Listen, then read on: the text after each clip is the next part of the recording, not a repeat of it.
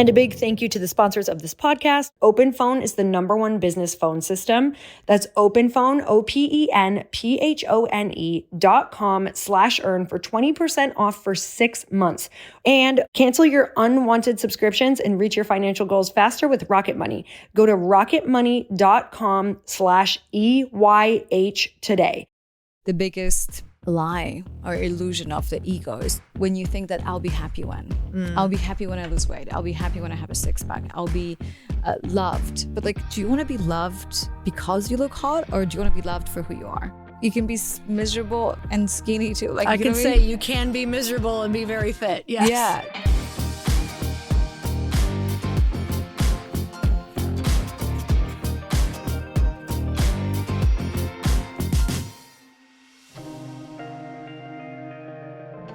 Hey everyone, welcome back to the Earn Your Happy podcast. I have a huge announcement that is going to be super exciting for anybody who is already currently subscribed on Glossy or who hasn't tried it yet.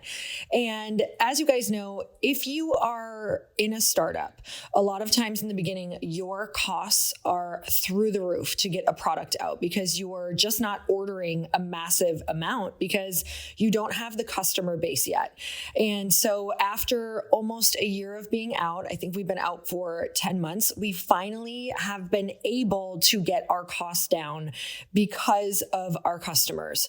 So not only our customers, but our amazing partners who've been helping us just really streamline and be more efficient with our company. So we've now gotten to pass that savings on to you. And it's not just a little savings. It is a huge savings. So while everyone else is upping their prices for the new year, we are dropping our prices because that is a goal for us to keep a premium product, but keep it very accessible for you, especially because we want this to be a monthly habit for all of you.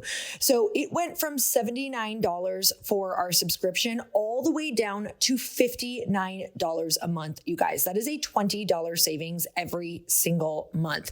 And to get something that's this premium with a probiotic, with all of the clinical studies and the incredible ingredients that we chose with premium ingredients, this is absolutely insane because we really, as a core value, want this to be a daily habit that supports you, the entrepreneur, the ambitious woman.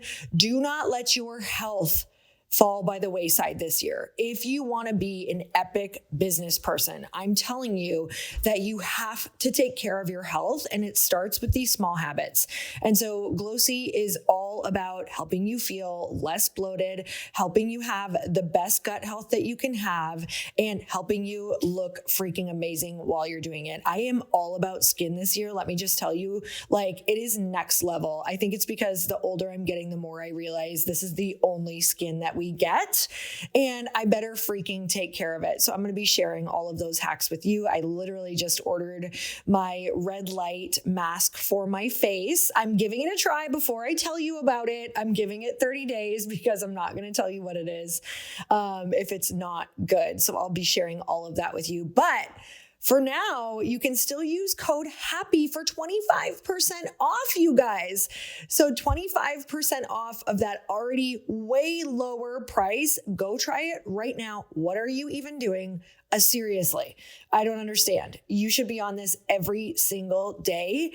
It is life-changing. I feel so much better. And if you're trying to get back into balance, if you're trying to get more hydrated, dewy, plump skin, like if you want that look of plump, moisturized skin because the hyaluronic acid in there holds the water underneath that layer of skin, I'm telling you, this is what you want to do, especially in the winter. So go and check it out. And you guys, today on the podcast, I have one of my Instagram girl crushes, Aggie Lal. And I love her because she is just always into the most genius things with biohacking, relationships, adventure, and business.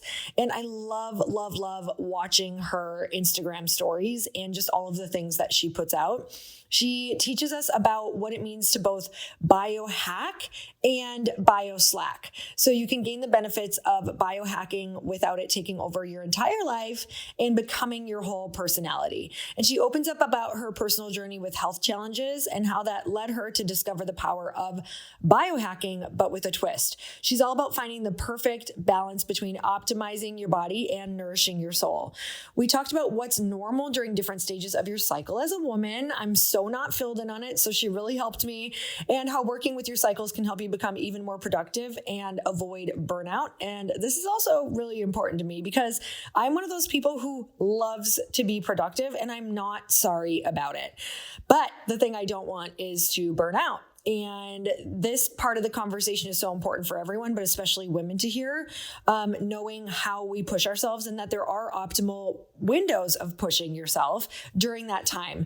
We also talk about relationships and how the best thing we've ever done is to marry the person that we are best friends with, you guys. So check out this episode. It's an amazing one. Let's get started. Aggie, welcome to the Earn Your Happy podcast. Thank you so much for coming on. Thank you so much for having me. You've just been like this person in my Instagram feed. Does it feel weird that I've double tapped on your face so many times? I mean, not so much because I like this. I'm obsessed with you. So when you reached out and I was like, we should chat, I was like, oh my God, are you serious? You're like my girl crush. So I was like, duh. Oh my God. I'm super down. I'm literally like, what? Because it's going the same way. Like, that's how I feel about you. Because I just want to say, like, you know, there's so many women in the space in general, and they're all incredible, but there are very few that actually seem to have a beautiful relationship and be looking hot and be very deep, but also crush in business. I feel like this like one or the other. And on top of that, you're super supportive, you're a girl's girl, like always want to see other women win. And I'm like, I want her in my circle very selfishly. So I'm available. Yeah. I just so happen to be available whenever you want. Please. I love to eat. Great. I do love to have cocktails once in a while. I love to dress up. So yeah, I saw your photos from your birthday. Happy belated birthday. Thank you. And you look super, do you know what made me so excited? So good. Like you look so good. Your fiance is a Sag. Yeah. Which made me just know, like I did not have any concerns about this podcast because I was like, yes. Which is so not true, you guys, but this is the belief in my head is I'm like, if she loves a Sagittarius, she's going to love me. Oh, 100%. It's so funny because like I have a couple friends that have birthday this week and I just feel like I'm very close with all of them. So there is something to it for sure. What's your sign? What are you? I'm a Virgo. Okay, but we need you. That's why. Yeah. Like we actually need you and I think you need us. Yes, sometimes feel like they definitely the Sagittarius in my life. They're like, okay, guys, you need a little bit of structure over here. Structure. Yeah. Yeah. You can like we can be the hot air balloon. You can be the rope that kind of like tethers us. Like we need that or we'd just be always kind of floating. Yeah. That sounds exactly like Jacob. So Virgo, yeah. I did not expect that, but it also makes so much sense in your business. Like I feel like you've done so much and it's so linear and it feels very well planned out to me. And oh, really? Yeah. Does it not feel that way to you? I'm definitely not the most organized. I feel like every time like people come into my business, they're like, wait, there is no system. How you operate this? But it's your system. Yeah. There is a system. Yeah, like they just don't know head. it. Yeah. But I would have to say that I just have this like principle when I had work with an astrologist. She said that Virgos always put obligation and responsibility before pleasure. And so I always feel like I need to finish something that I'm doing. And I always want to do it the best I can, which can be a toxic trait. I'm sure you can relate that you like commit on a good follicular day of your cycle to do something. And then like it compiles with other things. So imagine if like Chris is coming back, wants to spend time with you, you have something going on with your business, you have a podcast since 5 a.m. and it's just like when it rains, it pours. And in those moments you're like, what am I doing? But then there are moments where it's actually super fun. Totally. It's just, it's balancing all of that, which kind of leads me to the question of you have your book, Biohack Like a Woman, and then your Biohacking Bestie, and you have all of these incredible products as well. Like, how have you learned to manage all of that? Is it truly like is that what got you into biohacking? Is the fact that you loved to do it all and it felt like it was all falling apart, or you couldn't handle it, or what's that initial story? I got into biohacking because I got very sick. And so I followed the mainstream advice that told me to eat less, have less fat, work out more, have more salads and whatnot. And I was just getting sicker and sicker. My skin was really terrible. I had cystic acne. I had bald patches on my head. I put on weight. I would go to a doctor and he said like, well, that's what happens in your 30s, you know, like, and I'm like, okay, great. No, we're thriving in our 30s. Yeah. Well, so I was like, well, I don't want to take it for an answer, but you know, it's quite intimidating when you go to a doctor and you get a diagnosis, you know, that might be this or that. So I was terrified. I was like, okay, like I really want to get into biohacking. I feel like that was just like my, it's almost like feminist, like step is, what would be the right word? Standing up against the system. I feel like the system, the medical system, and you feel like, no, I feel like I can do more. And so I got into biohacking, and, you know, I love Dave Asprey or people like Brian Johnson, but it was overwhelming as hell for me because it felt like everyone in biohacking is doing so many things every single day, and they have a 4-hour morning routine. Totally. And never go out, and, you know, and all the I would fun hear goes things, away. yeah. And so I would say like, oh yeah, biohack, and everyone was like, well, what about? But you have your nails done and your hair is done and you had your boobs done and this and that. And so I was like, oh wait, so it's like Olympics that either do it all or nothing at all. And I was just like, that's not at all. Like it doesn't resonate with me. Totally. I feel like we have so many expectations as women. I'm not gonna like let other people make me believe that I have to do something either 100,000,000% or not at all. That's why I've been so turned off by so many things is I'm like, I can't do that. It's so Extreme unrealistic. stuff. Yeah. I'm like, great. Like I talked to fellow biohackers and they're like, oh, I haven't gone out in like 4 years. And I'm like, I'm not impressed. I'm just like, oh, how sad. That's so sad. It Right? really I was is. I like, did that to "Aw." myself for a while. It's sad. Yeah, and I was like, fuck, I also want to be a biohacker, but I don't want women to like give up or feel like, you know, there's another thing on their to-do list. And we all know that cortisol is a big factor in not seeing results and feeling good. It's just like, that makes me feel really stressed when I follow every single cold plunging, you know, hardcore fasting, keto advice out there. And so I decided to write a book, which is basically how to biohack and bioslack, which is like finding the right balance about what really matters and how to actually understand that. For me, biohacking is so much more than just getting something right or like getting your diet right. For me, like that's why I really look up to you. Because to me, a true biohacking woman is a woman who like, cool, yes, she eats healthy, yes, she likes to move, yes, she gets her supplements in, but at the same time, like she has a great fiery relationship with her husband that she prioritizes, and they know you do too. And she feels fulfilled, like she lives in her dharma, like she knows, okay, I came on this planet to do X, Y, and Z, and I'm not gonna give up on that because of, you know, society expectation. Like she fights for herself. And that to me, that the purpose, the mindset is almost more important than the diet. And we know that mind over matter. We know, I mean, you know, Joe Dispenza, like we know that you can take a placebo and feel better. So there is that level of like, yes, biohacking works, but also if you feel like cold plunging is going to heal you, it will. Yeah. If you feel like this is the one modality that you don't need because you can heal through meditation, that is also true for you. Right? And it goes in seasons. Yeah. So but I think subconsciously we know what's best for us. Like if you I had a moment, okay, I want to cold plunge, then I feel like it doesn't feel right. And it's honoring that female intuition that it's like, even though it must be probably good for me, it just doesn't feel right now. I've gone through so many seasons like that. And I used to think like, oh God, there's that Sagittarius, like being like sporadic with things. Yeah. But I've learned that truly there are different seasons for so many different things. And sometimes you go back to things. Sometimes you never go back. Sometimes, you know, sometimes meditation feels great. Sometimes it feels horrible. Like sometimes it's not what you need. Sometimes you need like moving your body or like going on a trip, or you need more fun in your life. And that was one of the hardest things for me to learn. So what do you tell women after they just kind of hear, okay, there's different seasons? How do they start tuning into that after like not being tuned in at all? Like, what does that even look like? Yeah. And I think that's why it's super cool that we actually have a built-in cycle, our internal hormonal cycle that, you know, because we're on the pill, we get disconnected from. So then we feel like I always have to go or always have to like like there was no, like when do I go? When do I push myself? When I don't push myself? I need this conversation. I really know nothing about this. Really? And every time my period comes, I'm like, oh, I'm surprised. Oh, but it's regular. But I'm still surprised.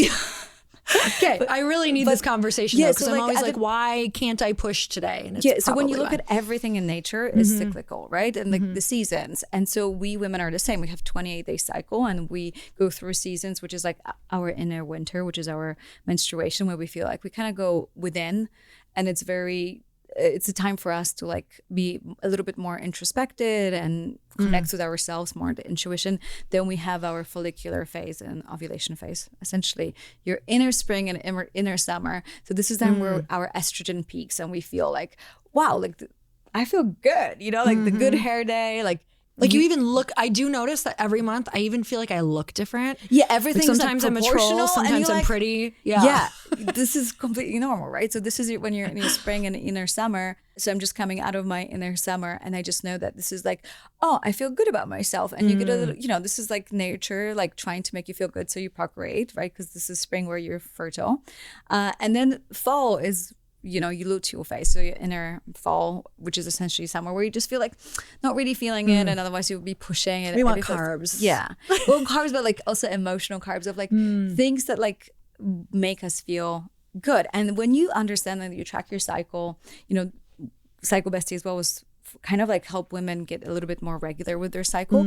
Then okay, I go for 2 weeks and I just go a little easier, and it's just like a cycle. And we know for a fact, through science, that if you get more cyclical with how you approach life, you can achieve so much more, because it's a very good long-term solution versus trying to push yourself. I mean, this is guilty, by the way. I don't know. I'm like, you teach what you need to learn. Oh, yeah, absolutely. So this is me. Because I would like push myself for 7 months and I would get burned out. And I was like, okay, this doesn't work. So what if I just can, instead of having this big cycle of pushing for 7 months and then not doing anything and feeling burned out for 7 months, what if I could just be 2 weeks and 2 weeks, right? So what if I just can do it all and plan my life around this and just kind of like honor it. And the more you honor it, the actually less painful it is. That's the ironic thing. The more you like match your diet, your lifestyle, your workouts, your everything, even your intimacy to your cycle, you all of a sudden realize, I'm like, oh, cool. Like I'm not broken. Like a lot of women feel like they're asexual, or they feel like,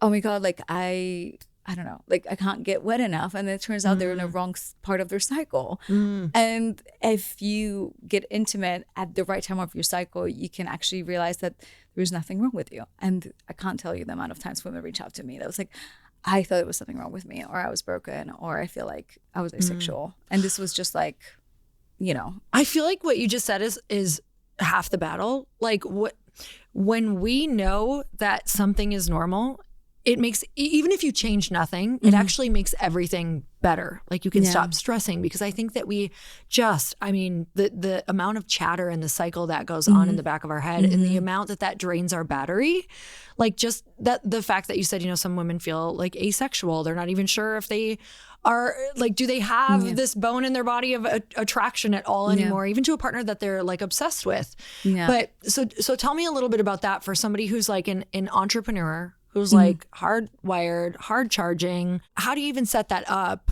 to be like, how does that even work?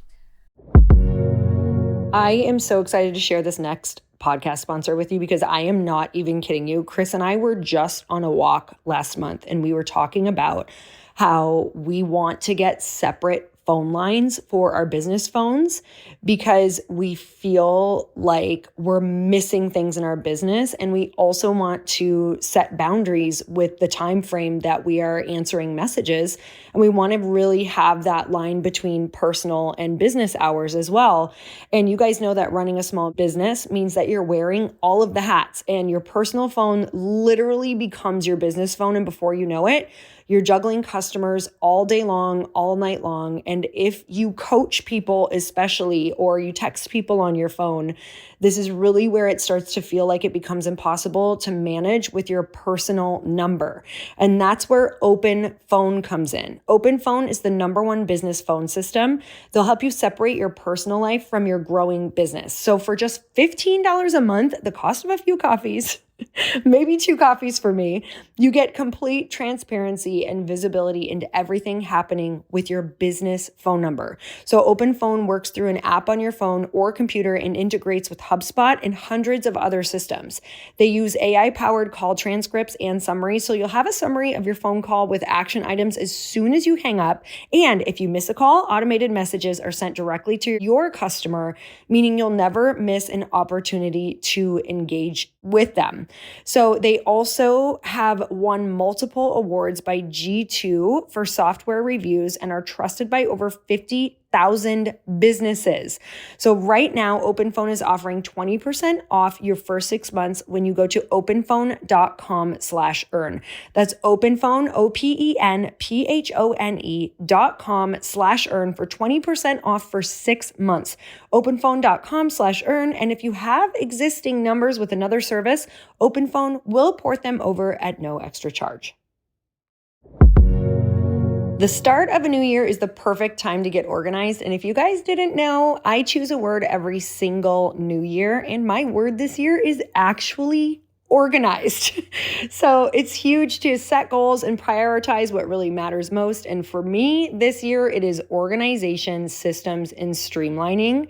And so it's a top priority for everything that I'm about to tell you and my financial wellness, which feels more important than ever. And thanks to Rocket Money, my goals feel super achievable, and they show me all of my subscriptions of everything that I have right in one place. And it helps me easily cancel ones that I forgot I've been paying for. I know that you guys are probably doing this right now on your phone. Rocket Money pulls all together, all of my spending across all of my different accounts, so I can clearly track my spending habits and see where I can cut back. And Rocket Money is a personal finance app that helps find and cancel your unwanted subscriptions. It monitors your spending and helps lower your bills so you can grow your savings. You can see all of your subscriptions in one place and know exactly where your money is going. So for ones you don't want anymore, Rocket Money can help you cancel them. Rocket Money's dashboard gives you a clear view of your expenses across all accounts. You can easily create a personalized budget with custom categories to help keep your spending on track. See your monthly spending trends in each category to know exactly where your money's going. Get alerts if bills increase in price and there's unusual spending activity, or if you're close to going over your budget. Rocket Money has over 5 million users and has saved a total of $500 million in canceled subscriptions, saving members up to $740 a year when using all the app's premium features. Cancel your unwanted subscriptions and reach your financial goals faster with Rocket Money. Go to rocketmoney.com/EYH today. That's rocketmoney.com/EYH. rocketmoney.com/EYH.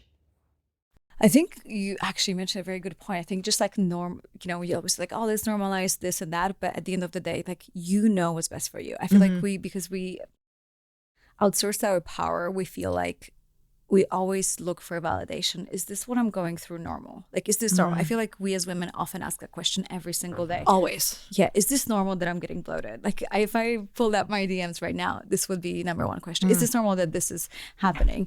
And I'm like, if it's normal for you, like, that's normal, right? And like, we want to, I guess, like, get rid of the labels of what normal is and just kind of find from a place of curiosity. I'm like, right before my cycle, I feel like I want to go in.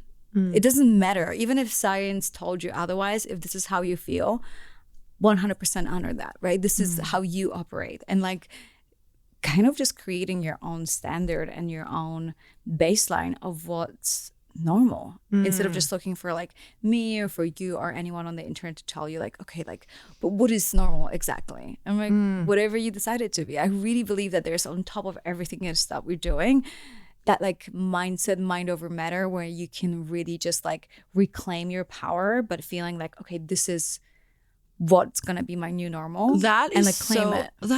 That is so powerful, because you just brought me back to like being a little girl and being really sensitive. And I remember my mom would always tell me, and my dad too, like, you're too sensitive. Oh, story of my life. And I'm like, Mama, not you crying again. I was like this.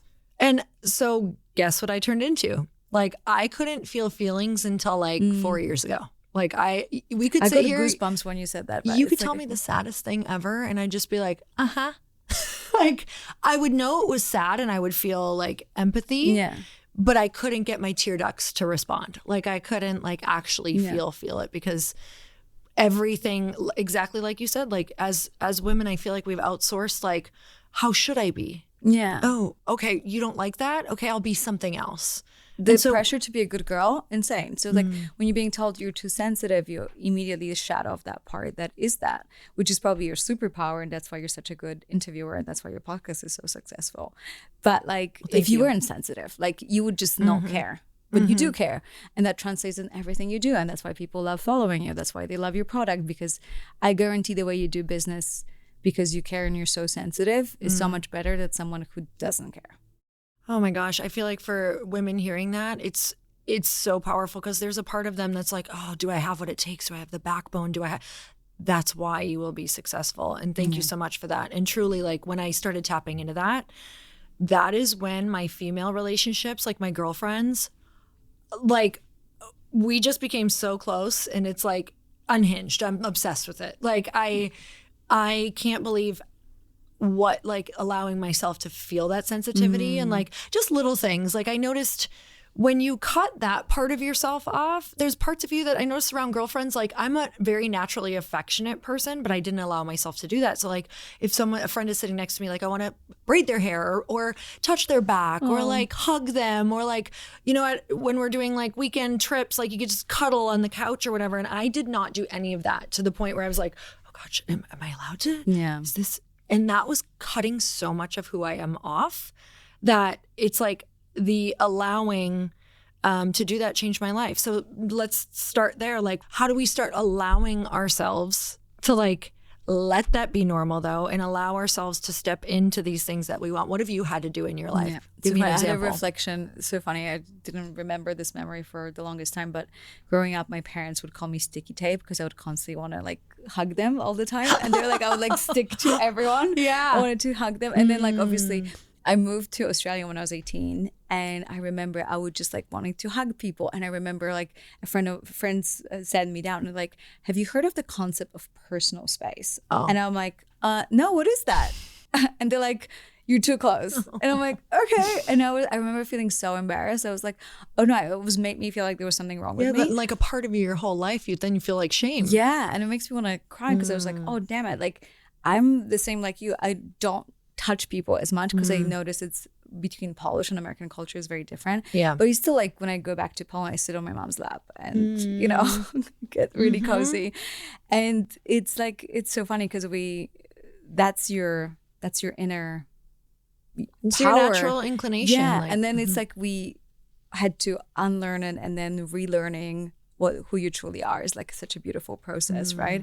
And I think the steps, I would say, if someone feels like they kind of lost themselves in the journey, I would say like deny everything that people tell you that you are. That's step number one. Then you choose who you are, right? I think there's like a level of like, we think, you know, I work with so many women, probably you too, where you hear like, oh, you know, I'm just a shy person. I'm like, shy is not a personality trait. It's a learned behavior because you were shut down as a kid. Like when you actually look at a baby, 6-month-old, 1-year-old, like not a single child is shy. A temper tantrum is not shy, and you did plenty of them. Yeah, exactly. Yeah. But it's like you're not shy. You just learned to be shy as a kid because you were surrounded by the environment that wasn't really honoring who you truly are, because you were slightly different. Maybe you were too affectionate or too sensitive, and so you shut down. So then you became shy. But shy is basically just like a coping mechanism of someone who is afraid of their own light and was told to dim it. I totally agree, because if you ask any of those women who say they're shy, because this was my story. Like I was told I was shy, but I'm like, I was a child who literally would turn the video camera on and make everybody sit and watch me perform. Oh, yeah. Like, I was like, you are watching me perform all of this all night long. That is not shy at all. And like, I remember wanting to be that way. And I remember the moments of shutdown, which I'll have to ask you about yours.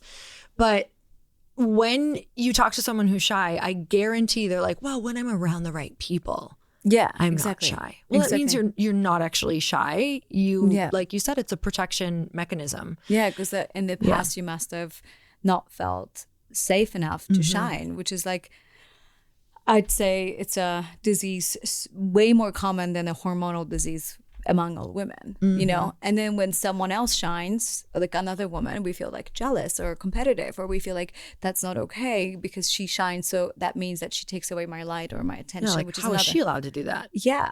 And so I'm so grateful that over time I've been able to like meet more and more incredible women that are open to that, but there's still like that like sister wound out there that happens every now and then when I just feel like hugging like someone. I was like, yo, I'm not a threat. Like I wish you well and I want to like build it together. Totally. And it's like, instead of putting women against each other, like we're going against the big pharma, we're going against the system, the establishment that is keeping us small. And even if, you know, like that's why I'm just like, I'm super excited to promote your brand, stand behind your brand, post about your brand, because it's like you winning, like I win. I like, totally agree. And it's like, I really don't believe in competition. I think this is very 20th century concept. I think it's collaboration.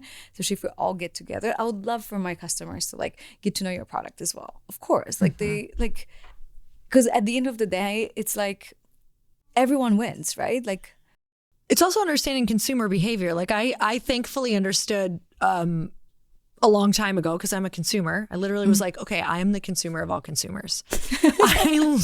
We'll talk about it. I don't necessarily go to something like, especially supplements, or like think of a restaurant, or I don't go to one and stop going to another. Like I like to try multiple things. And sometimes I add things to something, or 100%. Like and also knowing, like you have to have an abundance mindset as somebody who has any product. I don't care if it's a digital course or a physical product. Anything that you do, that's 100%. Million percent have to have an abundance mindset, because people cycle on and off of your stuff. They're just going to.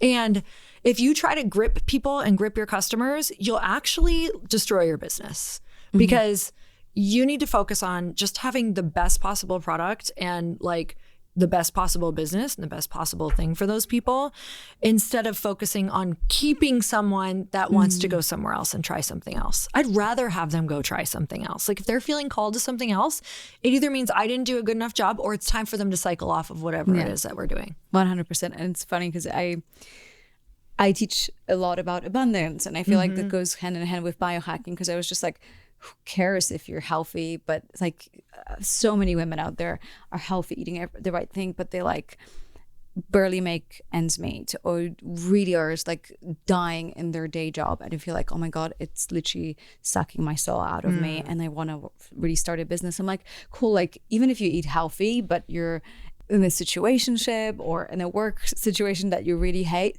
like, do you think you're going to feel well? No, like wellness is so much more than just eating the right food or going to a workout. It's really just taking care of yourself. And I think it's so interconnected that I find it really interesting whenever I work with women and they're like, I've tried everything. And I've used all the supplements and I've used all the workouts and nothing is changing. I'm like, okay, so how's your relationship?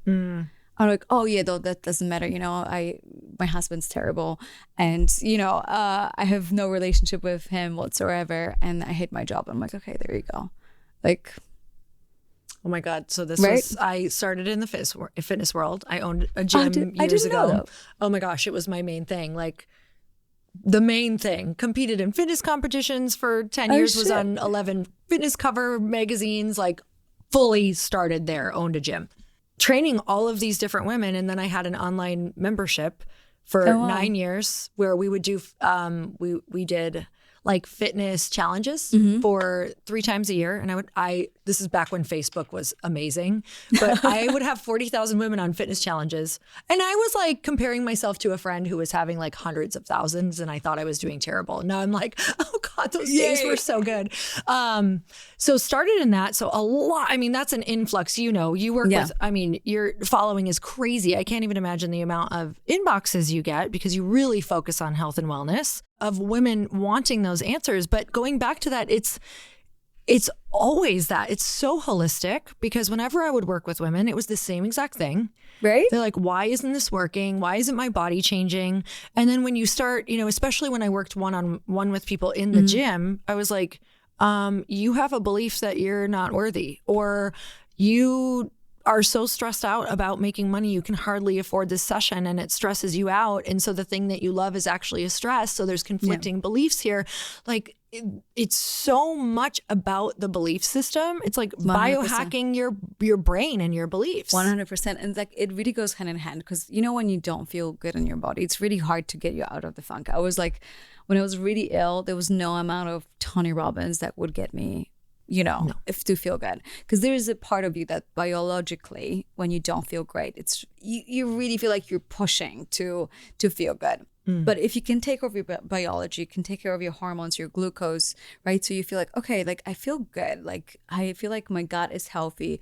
I feel like I have energy. The question is like, okay, now time to like work on this, like your biggest muscle, right? And ask yourself, okay, it's like an everyday practice. And people are like, how do you do this? I'm like, it's not like I've done it once 5 years ago and I'm like all like enlightened. I get insecure. I get stressed out, anxious. Like today and I'm like, this isn't like a magic wand that it goes away, but it's like you at least have the tools. So just like you go to the gym, this is like your mind gym. Like if you don't go to the gym, if you don't do all these practices, if you don't expose yourself to incredible people to talk to or podcast or whatever, then obviously that will have an impact on how you see the world. And so, I like to think it's like you work on your VR, right? Like, and if you put enough effort, like the VR that you see the world as friendly and non-competitive, and you feel like, oh, this makes you feel good. You like approaching your business from a place of abundance, like there is enough for everybody. And that money is currency. And there's a current, it has to keep moving, comes in and out. A way different way to run a business, way more like calming for your nervous system. And you're setting yourself up for way bigger success, like generational wealth success with that mindset. Because what's the point of running a business if you just feel like it's never enough? And I catch myself sometimes, it's Black Friday. Are we going to make enough money? Are we going to do this? Oh, yeah. And then I'm like, what am I doing? Like, I don't want to buy into the scarcity mindset. This is the real matrix of like making me feel like I'm competing with other people, or that other brands did better, or other people did better, or other people have better following. Like all of those stories, I was like, no, I have to catch myself, and I'm like, we don't do that anymore, Aggie. And yeah, just like making sure that the lens that I look at the world through is just like, okay, women are my allies, and I want to see them win. Oh God, I have to do that all the time because it's so easy for me to get caught up in the comparison thing. And now, especially with, I think having a physical product too, and getting really back into, the digital marketing space in a different way. Like it can be really bro-y. It can be 100%. Like, yeah.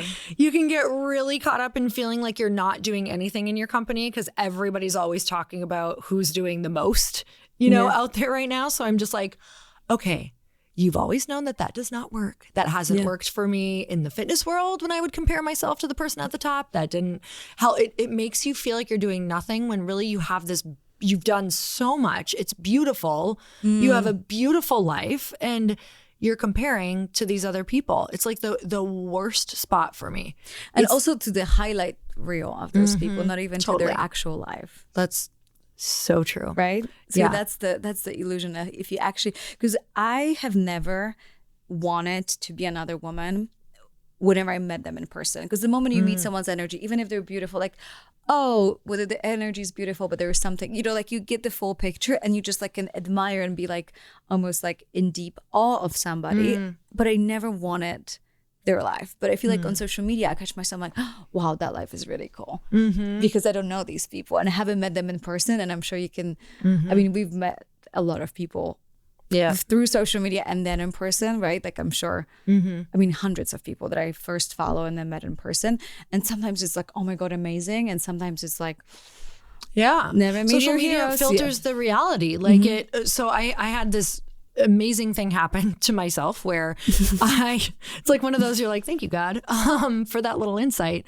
I had just written my book in 2017 and I was in this place with my book where I was like, oh my gosh, I want it to hit like these lists and, I want this to be the thing that opens up everybody asking me to speak on these big stages. And I want this girl's life. I had someone in particular, like this woman who was literally released her book within 2 weeks of mine. Hers took off, sold millions and millions and millions of copies. Oh, I got to go to dinner with her like like probably, I think it was probably like 6 months into that like rocket ship.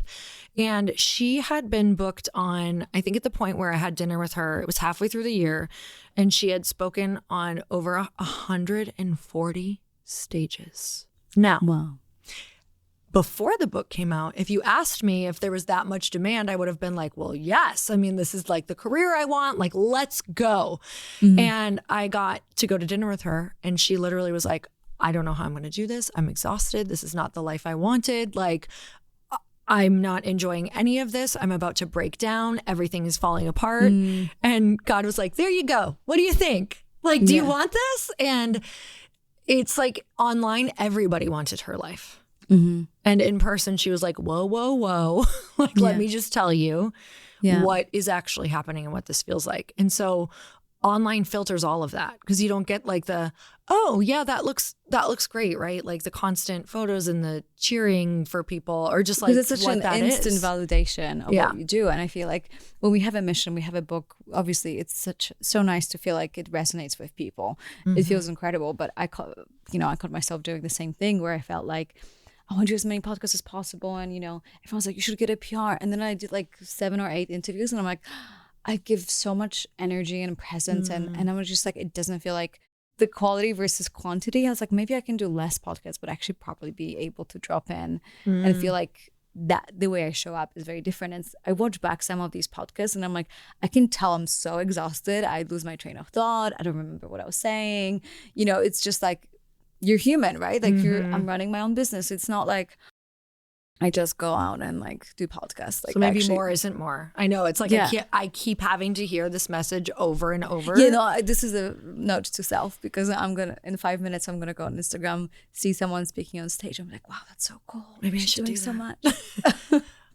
Talk to me before you do all that. Yeah, I'll help bring you. I'll help bring you back. I've got please remind me. A whole thing right now about all of that. So, because it's just like constantly reeling myself back in. You know? It's definitely it's like a practice. It really is. I'm like, okay, here I am doing it again, buying into this hallucination that, other women have it easier and that their life somehow is better than mine. And so I just have to remind myself that this isn't what I'm here for.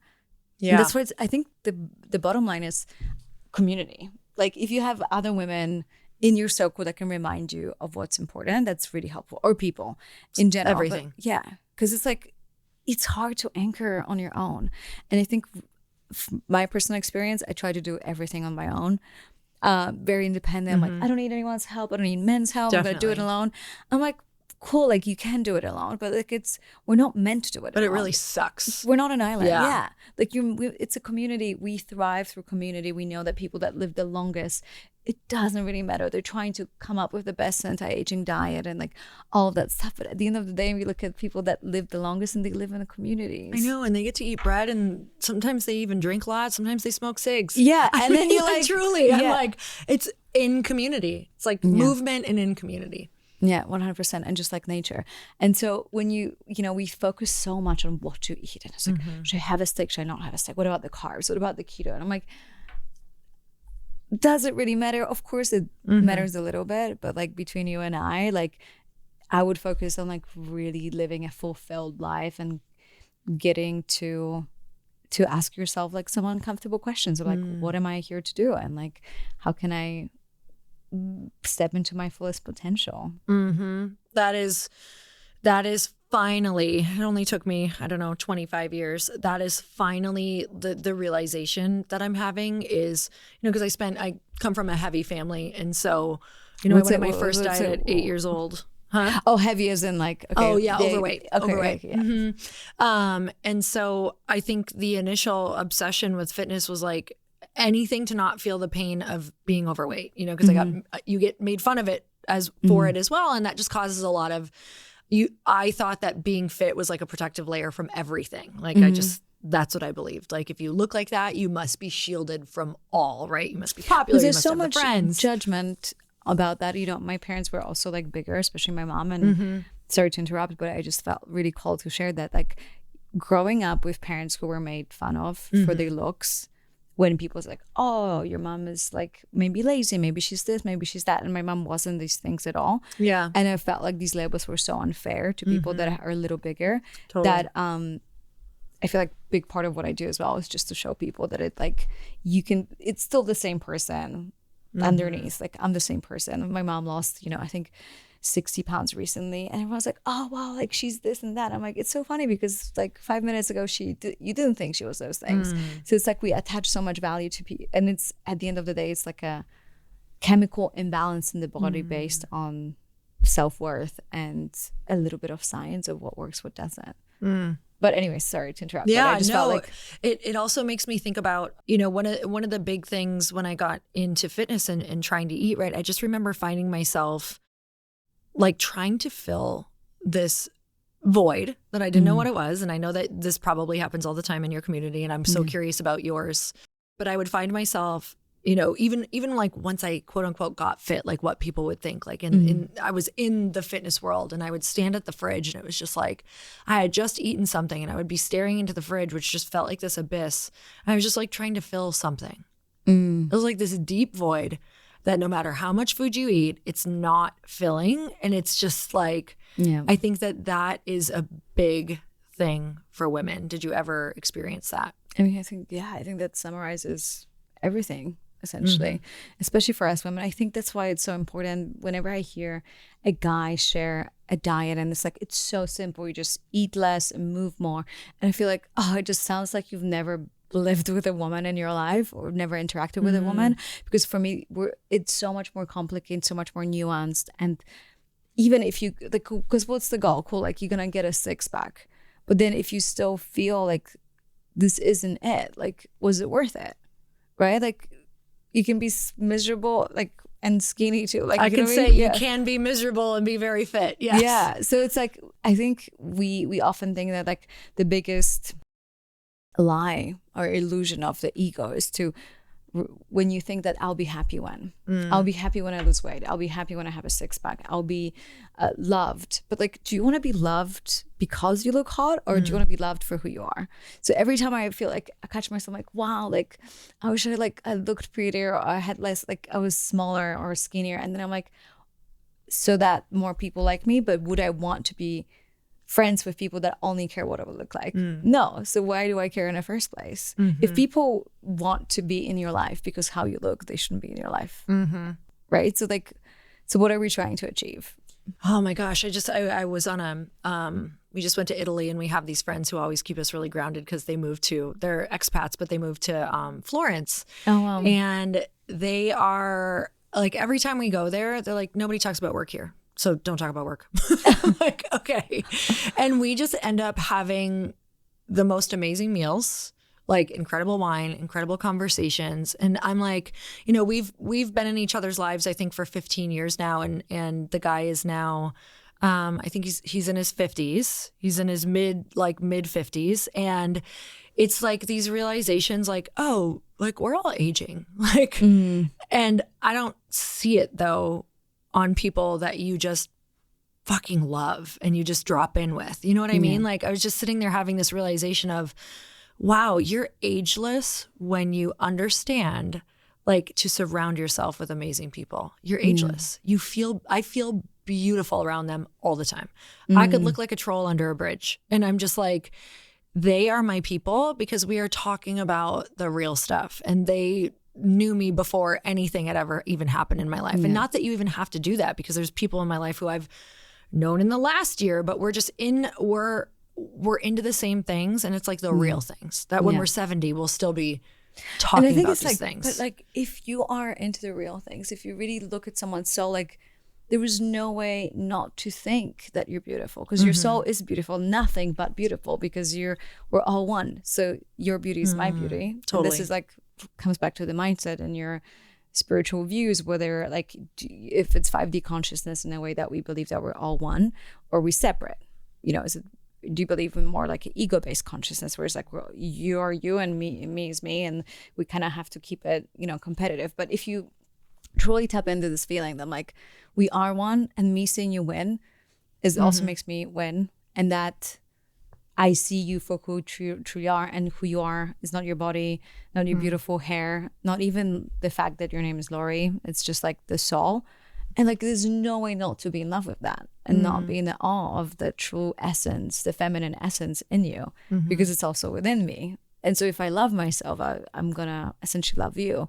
But if I don't love myself or don't see my power and my beauty, it's going to be really hard to admire you in that. So I think it's like, I don't think you can look like a troll if you really like connect with yourself. I'm gonna try to look like a troll for you, and you're gonna be like, yeah, actually today you look a little like a troll.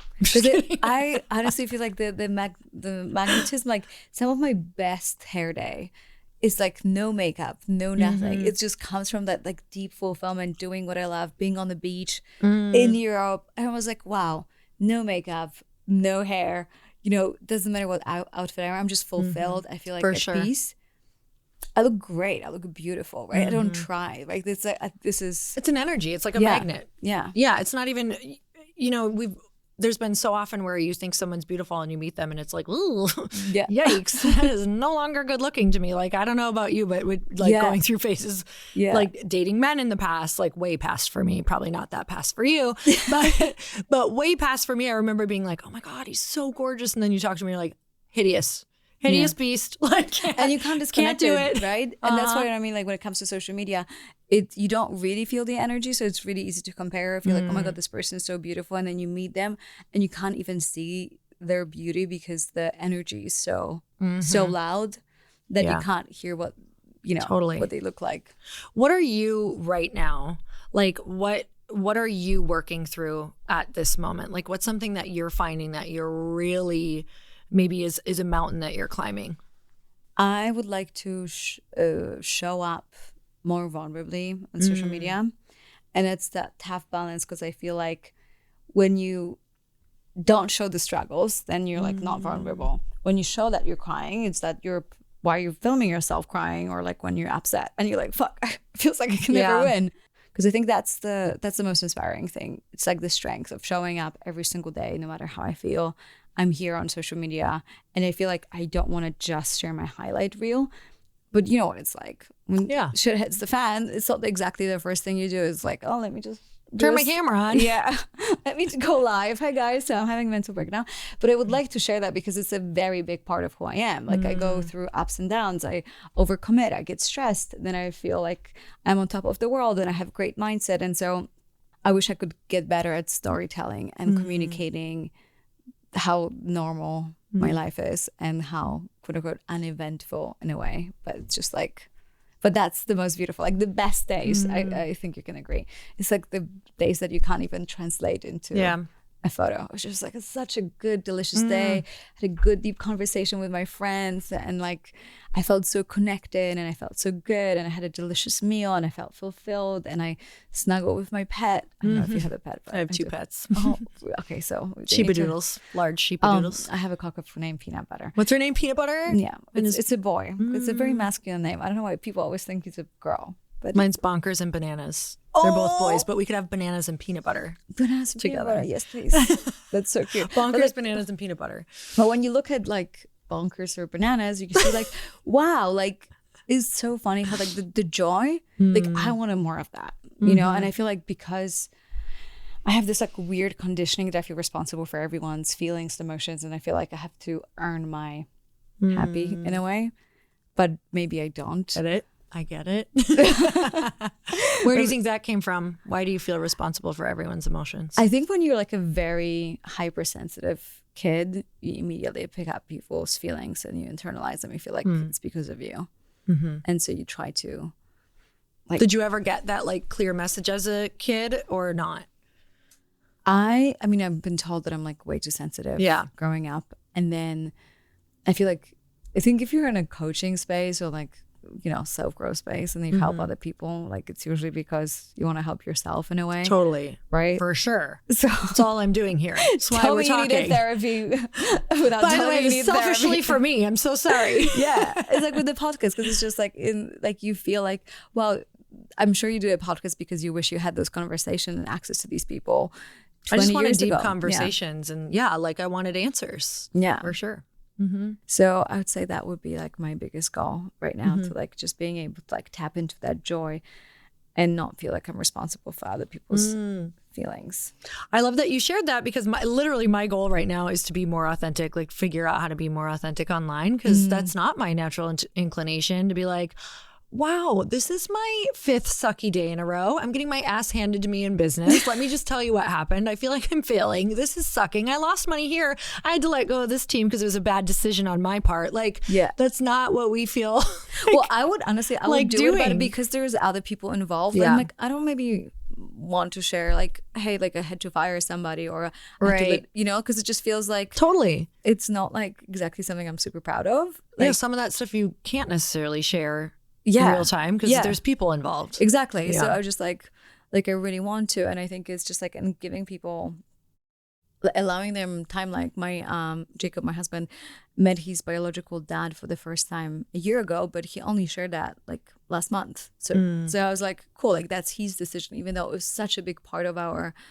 life. I was like, that's not my story to share, so I can't really share it. And I think it's just like that under navigating that, right? And like being able to say like, I'd like to share something and show up that isn't always perfect, and share with people like, this is what we've been going through, but also realizing that some stories are not ours to share and not with everybody. So So something that I'm gonna do to like let myself practice on like being you're gonna more message authentic. me. I was like, let's post it together. Literally, I'm gonna do I think I'm gonna continue to do them. We'll see. But I'm working on doing like a hidden podcast series, like that you can opt in for. But it's going to be like it's just a different version where I'm a little more like real and raw and a lot more of my normal sailor swearing, because I'm trying to practice somewhere else that feels a little safer.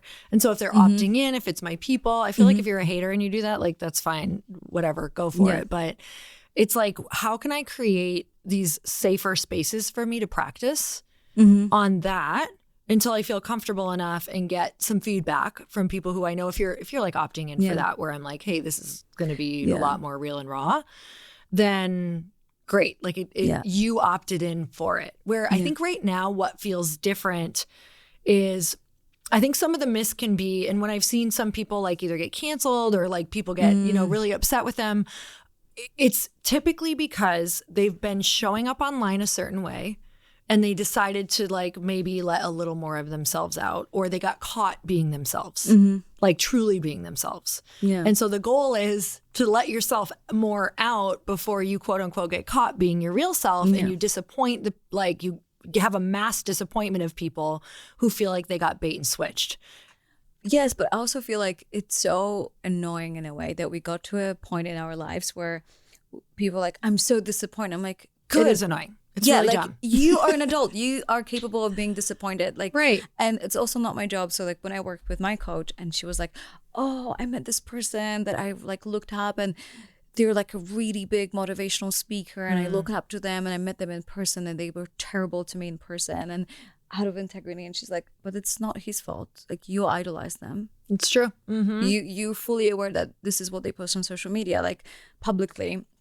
Like, why are you upset with him for what your assumption? And it's like, it's your ego because you want to idolize somebody there, and you feel like, oh, people out there is better. She's like, it's your responsibility. And I was like, oh shit. Like, so she didn't like let me off the hook. She was like, it's actually your fault, and get over it. And so I was like, really interesting, because at the end of the day, yes, I can totally feel the pressure of like, especially for us women, we have to be perfect. We need to show up, but don't show up too much, and do this and do that.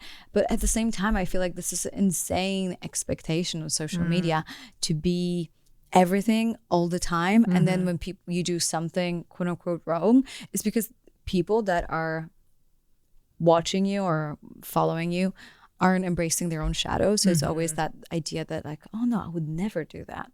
Well, but you did something else. Or like, this like bias that like, if you committed a mistake, it's part of your personality. When I commit a mistake, it's just an exception to my personality, right? So we do that to people all the time. So I think it has to break at some point. At some point, we're gonna get enough people canceled That it will have to be like, okay, this is getting I feel ridiculous. like it's already starting. I don't know. Maybe I'm just starting it in my head where I'm just like, I think between like celebrities, politicians, all of the different things that have just like gone down, and just even with everyday people, you know, and I'm not making certain things okay, but and I think that's fair. Yeah, I am saying like, you can like somebody, like I can follow you and like you for the things I followed you and liked you for, meaning like, let's just say before I knew who you were, like, I can be super inspired by your fitness. I can love your fashion. I can be inspired by your hair, and you can also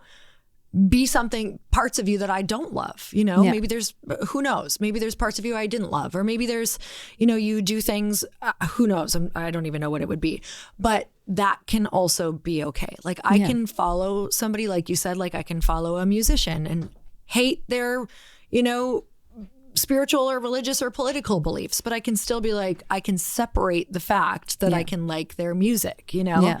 But we made it so impossible in a way that like, even people would lose friends because who they voted for. I'm like, honestly, like really, you can't be friends with someone who has a different political opinion at this point in time.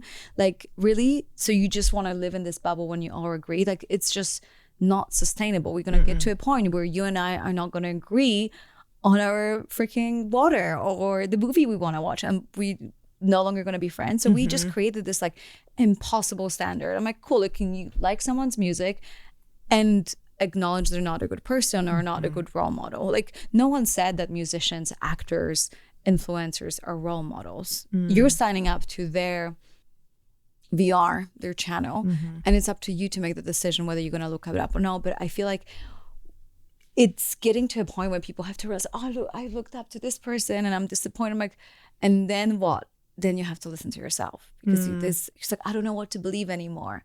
I'm like, good, believe in yourself. Like focus on, because we spend so much time on social media, on gossip, you know, magazines and following other people's lives. So I'm like, if you're not as invested, like you're going to do something terrible tomorrow. I'm going to find out, I'm like, okay, cool. Like, you know, sucks. But like, I think about all the terrible things that happened to me in my life. Right. And then I'm like, okay, cool. Like next, but I'm not as like, I admire you. I'm not as invested in your life. And I feel like when you don't have your own life, you try to have other people fill in. For sure. Yeah.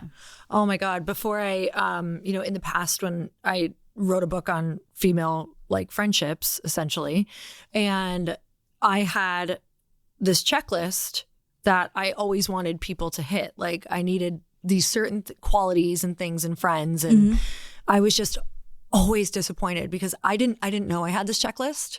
But it's probably like when people are dating, they have this like checklist that they don't tell anyone about that nobody can hit because it's an impossible checklist. And so I had this with girlfriends.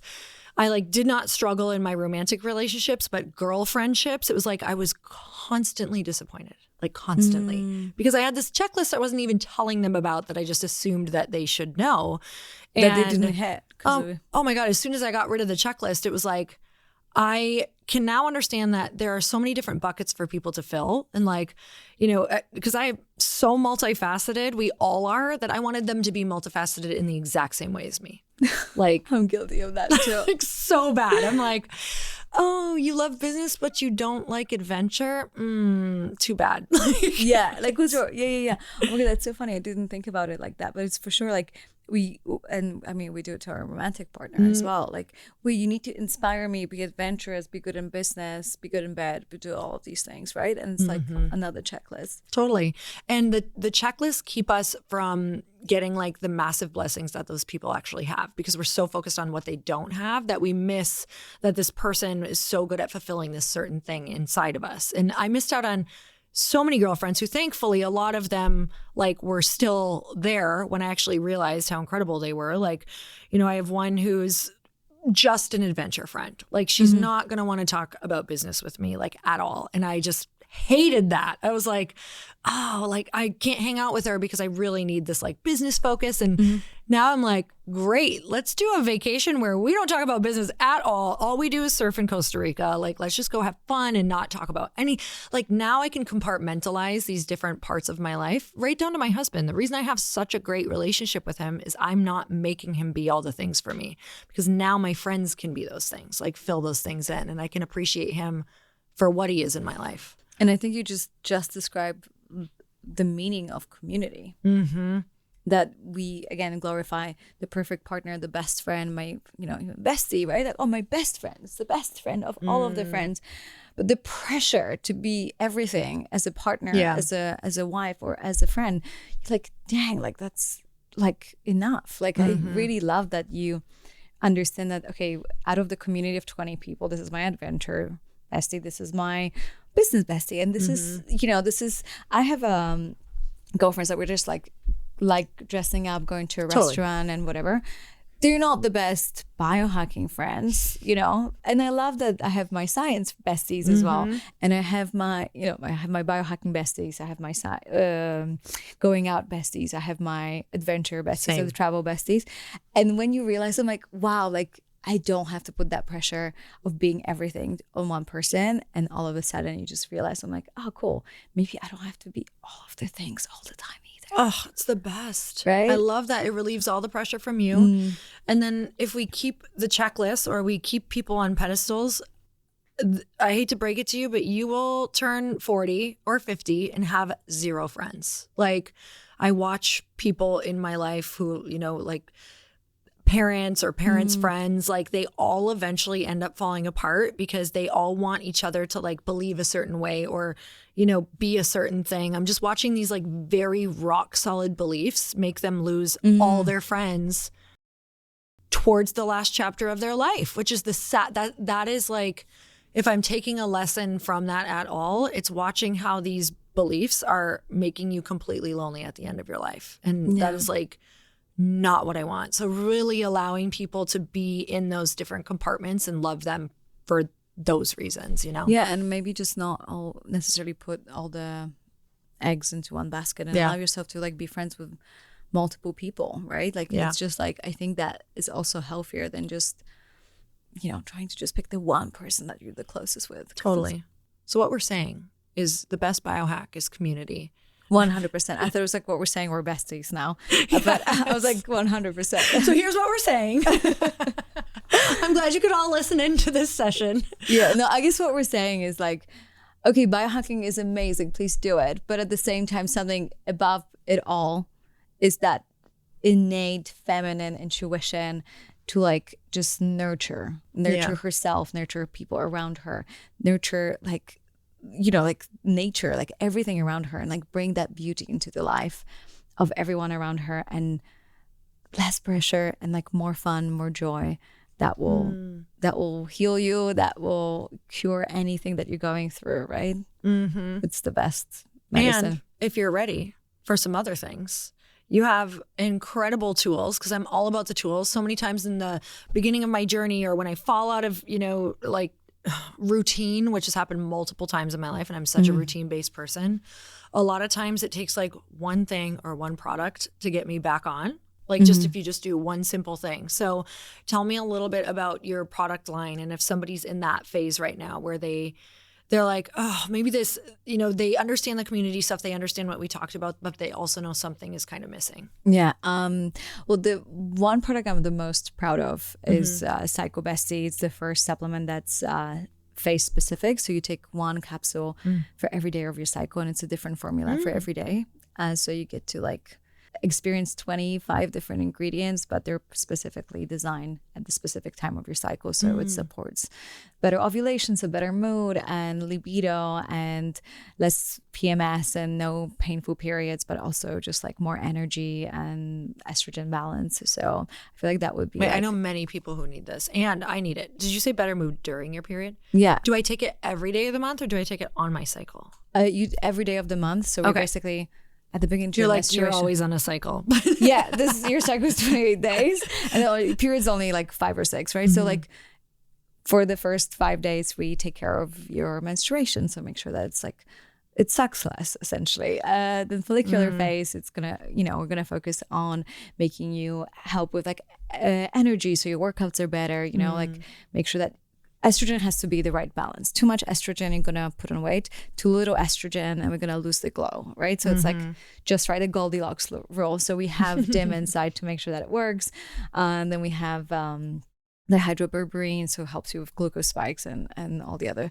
I'm just so proud because I feel like this is like the one product that I created that's like with women in mind. Because I'm like, what you need on your day 1 is not what you need on your day 17. Like, so why am I supposed to take one supplement every single day? Like, I'm not a bro. Like, I'm a woman. I need a supplement that's designed for me. So I was like, I'll just make one. I love that. And it's beautiful packaging, you guys. Check it out. Seriously, our cycle is so, it literally controls so much of who we are, which 100%. Which I need to tune in more. So, but that's why you came into my life. Well, for many other reasons as well, but I'm so grateful for you. Where can we find you, follow you? Where can we get the supplement? You can find me at Aggie on Instagram, AGGIE, or on my website at www.biohacking. No, there's no at. Never mind. So biohackingbestie.com, and then we have our supplements called Biohacking Bestie. And if you give us a chance, if maybe there's enough room for everybody, so Glossy, I would love for you to use both. And was it a pill? Yeah. Well, you need to swallow it. 100%. So you need to drink it with Glossy. It's perfect. Yeah. So it gives you the glow while you're on your cycle. Chaser. Yeah. It's perfect. Well, I'm so grateful for you guys. We will link all of that up at the bottom so you guys can just go down there and check it out. Thank you so much for coming on the show. This was so much fun. Thank you. So yeah, and now I want to do this. We'll eat next time as well. Please.